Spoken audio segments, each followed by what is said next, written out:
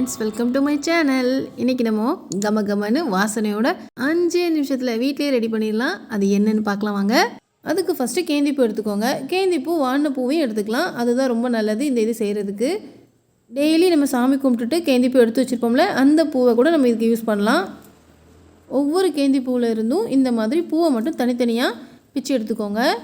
Friends, நீங்கள் இன்னும் நம்ம சேனலை சப்ஸ்கிரைப் பண்ணாமல் இருந்தீங்கன்னா ப்ளீஸ் சப்ஸ்கிரைப் பண்ணிக்கோங்க. பக்கத்தில் இருக்க பெல் ஐக்கானையும் கிளிக் பண்ணிக்கோங்க. அப்படின்னா தான் நான் போகிற வீடியோஸ் உடனே உங்களுக்கு நோட்டிஃபிகேஷனில் வரும். ஃப்ரெஷ்ஷான பூக்களையும் சேர்க்கலாம் இதுக்கு, ஆனால் பின்னால் நம்ம எல்லாத்தையும் சேர்த்து அரைக்க போகிறோம். அதுக்கு வாடின பூக்கள் சேர்த்திங்கன்னா தான் நல்லா அரைபடும். அதுக்காக தான் நல்லா காஞ்ச கேந்தி பூ சேர்த்திங்கன்னா நல்லது அப்படின்னு சொன்னேன். இதுக்கு எந்த கலர் கேந்தி பூவையும் நீங்கள் எடுத்துக்கலாம், எந்த அளவுனாலும் நீங்கள் எடுத்துக்கலாம். இந்த அளவு தான் எடுக்கணும், அந்த அளவு தான் எடுக்கணும்லாம் கிடையாது. எவ்வளோ நாள் நீங்கள் எடுத்துக்கோங்க இந்த கேந்தி பூவை. நான் ஆரஞ்சு, மஞ்சள், அப்புறமா அந்த குட்டி குட்டியாக இருக்குமே ஆரஞ்சு ரெட்டு காம்பினேஷனில் கேந்திப்பூ, அந்த கேந்திப்பூவும் எடுத்துருக்கிறேன். அந்த கேந்திப்பூ ரொம்ப வாசனையாக இருக்கும், அதனால் அதையும் சேர்த்து இதில் ஆட் பண்ணியிருக்கிறேன். இது எல்லாருக்குமே தெரிஞ்சது தான், தெரியாதவங்க தெரிஞ்சுக்கோங்க. கேந்திப்பூ செடி நீங்கள் வளர்க்கணுன்னு ஆசைப்பட்டீங்கன்னா கேந்திப்பூவை பிச்சுட்டு அப்படியே மண்ணில் போட்டாலே அது வளர்ந்துடும். பாருங்கள், கேந்திப்பூவோட கீழ்ப்பகுதி இருக்குது பார்த்தீங்களா, இதுதான் அதோட விதைகள். அதனால் நம்ம இந்த இதை பிச்சு பிச்சு மண்ணில் போட்டிங்கன்னா இதிலேருந்தே நல்ல செடிகள் முளைச்சி வந்துடும். அவ்வளோதான், உங்கள் வீட்லேயும் கேந்திப்பூ பூத்து குலுங்க ஆரம்பிச்சிரும். இந்த மாதிரி கேந்திப்பூவோட இதழ்களை மட்டும் தனித்தனியாக எடுத்து வச்சுக்கோங்க. ஒவ்வொரு இதெல்லாம் எடுத்து வச்சுருக்கிற கேந்திப்பூவை இப்போ நம்ம ஒரு மிக்ஸி ஜாரில் ஆட் பண்ணிக்கலாம்.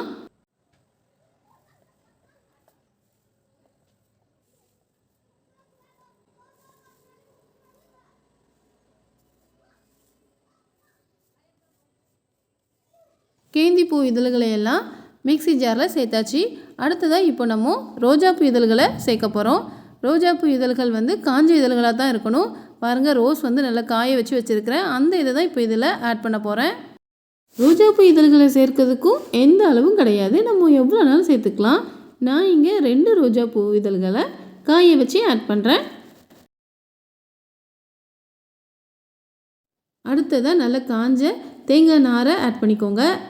இதை அப்படியே சேர்த்துறாதீங்க, நல்லா குட்டி குட்டி பீசஸாக கட் பண்ணி ஆட் பண்ணிக்கோங்க. அப்படின்னா தான் நல்லா அரைக்கிறதுக்கு வரும். அதுக்காண்டி தான் உங்கள்கிட்ட இருக்கிற மிக்ஸி ஜார்லேயே நல்ல பெரிய மிக்ஸி ஜாரு, அப்படி இல்லைன்னா நல்லா அரைக்கிற மிக்ஸி ஜாரு இதுக்கு எடுத்துக்கோங்க. அப்படின்னா தான் இது நல்லா அரைக்க வரும். இதோடு மட்டும் நம்ம இன்னும் அரைக்க போகிறதில்ல, இன்னும் சில பொருட்கள் ஆட் பண்ணணும். சூடன் 10லேருந்து ஒரு 12 சூடன் ஆட் பண்ணிக்கோங்க. நான் குட்டி குட்டி சூடனாக ஆட் பண்ணியிருக்கிறேன். அடுத்ததான் கிராம்பு 1 டேபிள் ஸ்பூன் அளவுக்கு ஆட் பண்ணிக்கோங்க. பட்டை, சமையலுக்கு யூஸ் பண்ணுவோம்ல அதே லவங்கம் பட்டை தான், அதையும் 1 டேபிள் ஸ்பூன் அளவுக்கு ஆட் பண்ணிக்கோங்க. பிரியாணி இலை, சில பேர் பிரிஞ்சி இலைன்னு சொல்லுவாங்க, அதையும் இந்த மாதிரி பொடி பொடியாக கிழிச்சி ஆட் பண்ணிக்கோங்க. கேந்தி பூவை நம்ம பிச்சு பிச்சு ஆட் பண்ணுறோம்ல, அப்போவே இதோட வாசனை நல்ல செமையாக இருக்கும். அதோடு மட்டும் இல்லாமல் இன்னும் நிறைய வாசனை பொருட்கள்லாம் போட்டிருக்கோம். அரைக்கிறதுக்கு தேவையான அனைத்து பொருட்களையும் நம்ம இப்போ ஆட் பண்ணியாச்சு. இதை இப்போ நல்லா அரைச்சி எடுத்துக்கோங்க. எல்லாத்தையும் போட்டு ஒரே டைமில் மிக்ஸி அரைக்க மாட்டேங்க அப்படின்னா கொஞ்சம் கொஞ்சமாக எல்லாத்தையும் போட்டு அரைங்க. பாருங்கள், நமக்கு இந்த மாதிரி வரணும். இதை விட நல்லா நைஸாக அரைக்க முடிஞ்சாலும் நீங்கள் அரைச்சிக்கோங்க. அரைச்சி வச்சுருக்கிறத இப்போ நம்ம சலிக்கணும். பாருங்கள், இந்த மாதிரி சல்லடை எடுத்துகிட்டு நல்லா சலிச்சு எடுத்துக்கோங்க. நீங்கள் அரைச்சிட்டு மிக்ஸி ஜாரை ஓப்பன் பண்ணுவீங்க பார்த்தீங்களா, அப்போவே செம்மையாக வீடே மணக்கிற அளவுக்கு ஒரு வாசம் வருங்க. இந்த மாதிரி லைட்டாக கிளறி விட்டிங்கன்னா நீங்கள் ஈஸியாக சலிச்சு எடுத்துடலாம்.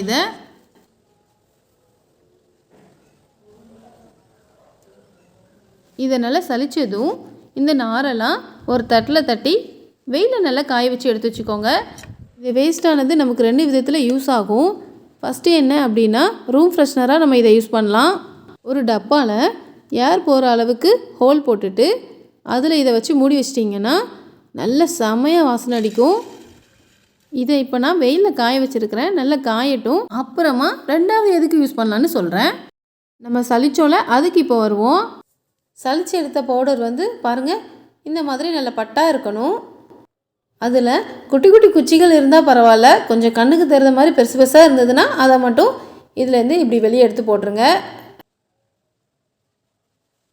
இதில் இன்னும் கொஞ்சம் வாசனை சேர்க்கறதுக்காக சில பொருட்களை ஆட் பண்ண போகிறோம்.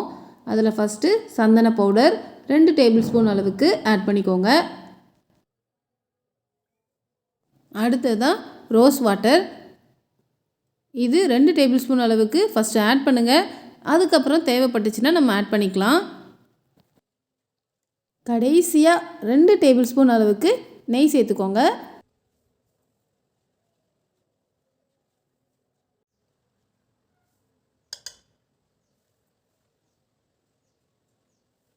எல்லாத்தையும் சேர்த்தாச்சுங்க. இப்போ நம்ம இதை நல்லா பிசைஞ்சு விட்டுக்கலாம். நல்லா பிசைஞ்சிட்டு இந்த மாதிரி பிடிச்சி பாருங்கள். கொலக்கட்டை மாதிரி நல்லா பிடிக்க வந்துச்சுன்னா ஓகே. இல்லை எனக்கு உதிர்ந்து உதிர்ந்து போகுது அப்படின்னு நினச்சிங்கன்னா இன்னும் கொஞ்சம் ரோஸ் வாட்டரை இதில் ஆட் பண்ணிக்கோங்க. உங்களுக்கும் இந்த மாதிரி நல்லா பிடிக்க வந்துடும். அதுக்கப்புறமா என்ன பண்ணணும்னா அதிலிருந்து கொஞ்சமாக எடுத்துட்டு அதை நம்ம பிள்ளையார் பிடிப்போம்ல அந்த மாதிரி பிடிக்கணும். அதாவது கூம்பு ஷேப் வர மாதிரி நல்லா பிடிச்சி விடுங்க. என்ன ஃப்ரெண்ட்ஸ், கண்டுபிடிச்சிட்டிங்களா? என்னது இதுன்ட்டு உங்களுக்கு தெரிஞ்சிட்டா? தெரியலையா? சரி, இன்னொரு ஷேப் ஒன்று பண்ணுறேன். அப்போது கண்டிப்பாக நீங்கள் கண்டுபிடிச்சிடுவீங்க. இன்னும் கொஞ்சம் அதுலேருந்தே எடுத்துட்டு அதை ரோல் பண்ணுறேன். பாருங்கள், 2 கையாலே நல்லா ரோல் பண்ணிவிட்டு மேலேயும் கீழேயும் நல்லா ப்ரெஸ் பண்ணுறேன். நமக்கு இப்போது உருளை ஷேப்பில் கிடைக்க போகுது. உருளை ஷேப்பில் ரெடி பண்ணியாச்சு. இப்போ வந்து கண்டுபிடிச்சிங்களா என்னதுன்ட்டு? என்னென்னு கண்டுபிடிச்சவங்க கமெண்ட் பண்ணுங்கள். கண்டுபிடிக்காதவங்களுக்காக நானே சொல்லிடுறேன் இது என்னதுன்ட்டு. ஹோம்மேட் நேச்சுரல் தூப், அதாங்க சாம்பிராணி. வீட்லேயே நம்மகிட்ட இருக்கிற பொருட்களை வச்சு கம்ப்யூட்டர் சாம்பிராணி எப்படி பண்ணலாம் அப்படிங்கிறது தாங்க இந்த வீடியோவே. உங்களுக்கு எந்த ஷேப் ஈஸியாக வருதோ அந்த ஷேப்பில் நீங்கள் செஞ்சுக்கோங்க. நான் இப்போ ஸ்டார் ஷேப் செஞ்சிட்ருக்கேன். ஸ்டார் ரெடி பண்ணியாச்சு. ஆனால் எனக்கு என்னமோ அந்த கூம்பு ஷேப்பு தாங்க ஈஸியாக கடகடன்னு பண்ணுற மாதிரி ஒரு ஃபீல் ஆகுது. அதால் நான் எல்லாத்தையுமே அந்த கூம்பாகவே செஞ்சிட போகிறேன். ஃப்ரெண்ட்ஸ், நீங்கள் இன்னும் நம்ம சேனலை சப்ஸ்கிரைப் பண்ணாமல் இருந்தீங்கன்னா ப்ளீஸ் சப்ஸ்கிரைப் பண்ணிக்கோங்க. பக்கத்தில் இருக்க பெல் ஐக்கானையும் அப்படியே கிளிக் பண்ணி வச்சுக்கோங்க. அப்படின்னா தான் நான் போடுற வீடியோஸ் உடனே உங்களுக்கு நோட்டிஃபிகேஷனில் வரும். கூம்பு வடிவில் நம்ம இப்போது சாம்பிராணி ரெடி பண்ணியாச்சு. இதை அப்படியே ஏற்றலாம். ஆனால் இது கொஞ்சம் காய வச்சு ஏற்றுனீங்கன்னா இன்னும் நல்லாயிருக்கும். அதால் இது நல்லா ட்ரை ஆகட்டும். நான் அப்போ சொன்னேன்ல 2 விதத்தில் யூஸ் ஆகும் அப்படின்னு சொல்லிட்டு. 1 அப்போவே சொல்லிட்டேன். 2வது நம்ம சிரட்டை சாம்பிராணி போடுவோம்ல, அதாவது கங்கு சாம்பிராணி போடுறதுக்கு இதை போட்டு யூஸ் பண்ணிக்கலாம். இல்லைன்னா கொசு வெரைட்டியாக கூட நம்ம இதை யூஸ் பண்ணிக்கலாம். கங்கில் நம்ம பொடி சாம்பிராணி போடுறதுக்கு இந்த மாதிரி தான் சிரட்டையை நம்ம நல்லா எரிய விட்டு கங்கு ரெடி பண்ணுவோம். அதுக்கு இந்த நார் நல்லா யூஸ் ஆகும். தேங்காய் செல்லு இருக்குது பார்த்திங்களா, தேங்காய் ஓடு, அதைத்தான் சிரட்டை நான் சொல்கிறேன்.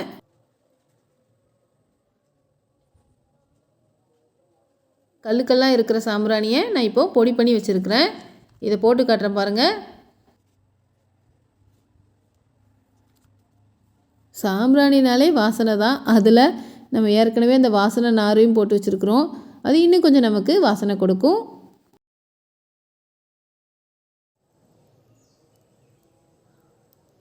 ரெண்டாவது நம்ம ரெடி பண்ண கம்ப்யூட்டர் சாம்பிராணியை ஏற்றி பார்க்கலாம். நான் கம்ப்யூட்டர் சாம்பிராணி ஷேப்லேயே இருக்கணுங்கிறதுக்காக இந்த உருளை ஷேப்பை ஒன்று செஞ்சேன். அதை இப்போ ஏற்றி காட்டுறேன்.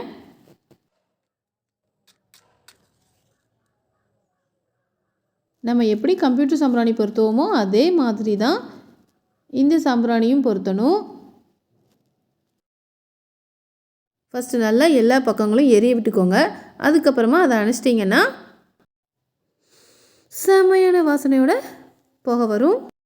சாமி கும்பிட்றதுக்காகவோ இல்லை ரூம் ஃப்ரெஷ்னருக்காகவோ இனி நாமளே வீட்டில் சாம்பிராணியை ரெடி பண்ணிக்கலாம். நீங்களும் வீட்டில் இந்த மாதிரி சாம்பிராணி ரெடி பண்ணி பாருங்கள். வாசனை எப்படி இருந்துச்சுன்னு கமெண்ட் பண்ண மறக்காதீங்க. ஓகே ஃப்ரெண்ட்ஸ், இந்த வீடியோ உங்களுக்கு பிடிச்சிருந்ததுன்னா லைக் பண்ணுங்கள். மறக்காமல் உங்கள் ஃப்ரெண்ட்ஸ்க்கும் இந்த வீடியோவை ஷேர் பண்ணுங்கள். இதே மாதிரி வேறொரு வீடியோவில் சந்திக்கலாம். தேங்க்யூ, பாய்.